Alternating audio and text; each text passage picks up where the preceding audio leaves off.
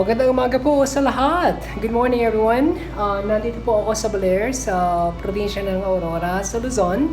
I'm here in Baler, in the province of Aurora, here in Luzon. Ito po ay nasa bahagi ng northeastern, timog silangang bahagi ng Luzon. So this is in the northeastern part of Luzon. Ito po ay day 2 sa Baler. This is my day 2 in Baler. Kahapon ako ay dumating galing sa Cubao. I came from I came here I arrived here yesterday from Cubao. Ang Cubao ay nandun po ay sa Metro Manila. Cubao is in Metro Manila, and it's sorry. I'm trying to translate from Tagalog or Filipino to English. Okay, don't get me wrong. I know how to speak in vernacular, my mother tongue, but it's hard to flip-flop. So, okay, right. So, nanggaling ako ng Cubao kahapon. I came from Cubao yesterday. Cubao is in Metro Manila. Cubao is in Metro Manila. Inabot ng 6 na oras, actually mahigit pa. It took more than 6 hours to travel. Inabot ng mahigit, actually more than 6 hours mag-bus ride from Cubao.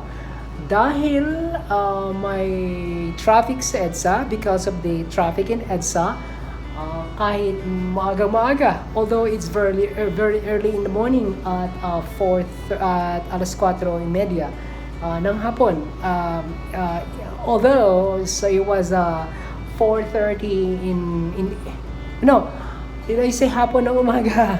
So alas 4:30 ng umaga or 4:30 in the morning, early in the morning before the crack of dawn. Right, and then at meron pa rin a little bit of traffic pagpasok ng Nueva Ecija dahil sa road construction. There was also a little bit of traffic upon entering Nueva Ecija because of road construction. Pero nakarating din ang mga bandang alas 11:30, but I arrived around 11:30 here in Baler. I believe this is the capital city of Aurora. I think ito ang kapital ng Aurora. So,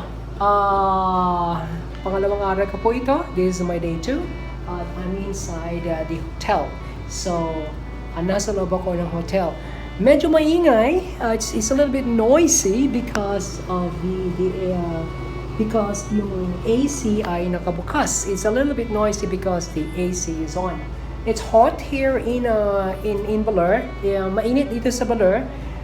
Papawisan ka. So kahit you will sweat, okay, which I like. Gusto ko naman 'yon. And parati may payong. So I always sip a brolly because there's no rain, wala namang ulan, pero matindi ang sikat ng araw. And then kinakailangan you should have a white hat. So meron kang ang tawag dito, big hat to protect you from the sun, to protect yourself from the sun. So anyway, what's the game plan? So what's ang plano today? So the game plan is I will leave the hotel and I'm going to get out of the hotel and then pupunta ako sa main town. I'm going to the main town. And I know I can go from the main town to one of the beaches here. Makakarating ako dun sa isa sa mga beaches here from the main town. It's called the Sabang Beach. It's ang pangalan ay Sabang Beach.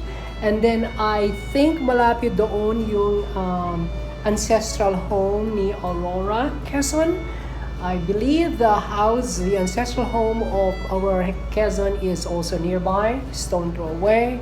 And kung mayroon pang oras, I will go to if there's time left today, I want to go to the hanging bridge. Okay, in Tagalog, but kung may oras, punta ako sa hanging bridge. If there's time, I'm gonna go to the hanging bridge. up and araw ko rito. So I will be 4 days here, and it will be I still have a lot of time. I will up paano yun? And pareho pa akong oras. Sorry.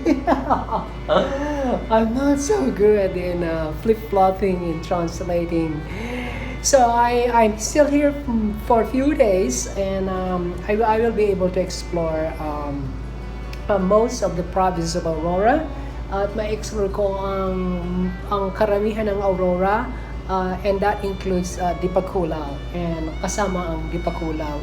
I think I will be able to go to Dinajawan beach as well. Siguro makakarating din ako sa Dinajawan, which is about 2 hours bus from here. And I think I can still go to Dinajawan, which is about 2-hour bus ride. Okay. Oh my God, it's hard to translate. But don't get me wrong, I know how to speak the language, as I said. Anyway, so nanggaling ako sa Niue. I came from Niue. There's a flag of Niue. And now I'm in the Philippines. And now, at ngayon ay nandito ako sa Pilipinas. I still have few more days here in the Philippines. Mayroon pa akong mga ilang araw sa Philippines, and I will be leaving the Philippines on the 11th. Aalis ako ng 11 ng July. At pupunta ako sa silangan parte ng Africa, and I'm going to the eastern part of Africa once again, called the Horn of Africa, and particularly sa Ethiopia and then sa Djibouti. Pumunta ako sa Ethiopia and Djibouti. Mahaba pa rin ang holiday, so bakasyon. I still have a long ways for my vacation, and I'll be back home on the 21st of July. Babalik ako sa California on the 21st of sa 21 ng Hulyo. Okay. I'm so sorry. It's hard to translate. Okay, so yes, nandito ako sa loob ng hotel, which is pretty good.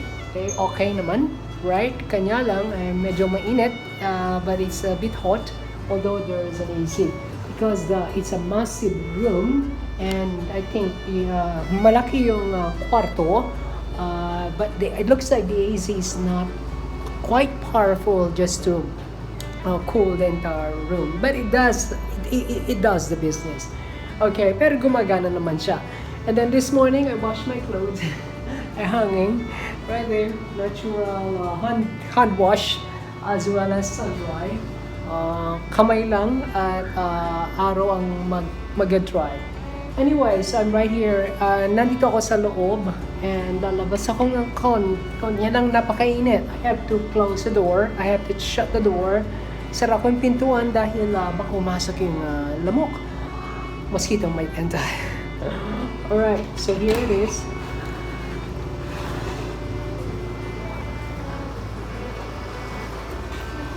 There you go.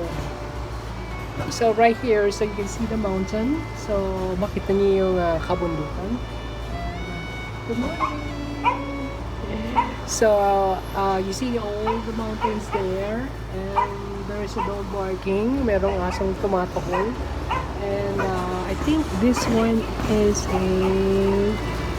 Sampaguita, if I'm not mistaken. Alright, so I will have to get in because it's quite hot. Okay. Yeah, it's hot. It's hot and humid. Anyways, I will be able to capture a lot as I get out today. Marami kong makikita ngayon because I will explore ang city. Alright, sorry. Alright, bye for now. Once again, traveling is not arriving to a new destination. It is looking at the world in a different perspective. Keep that smile, and the world will smile at you. Cheers! Be safe, and bye from Baler in the province of Aurora here in Luzon, the Philippines.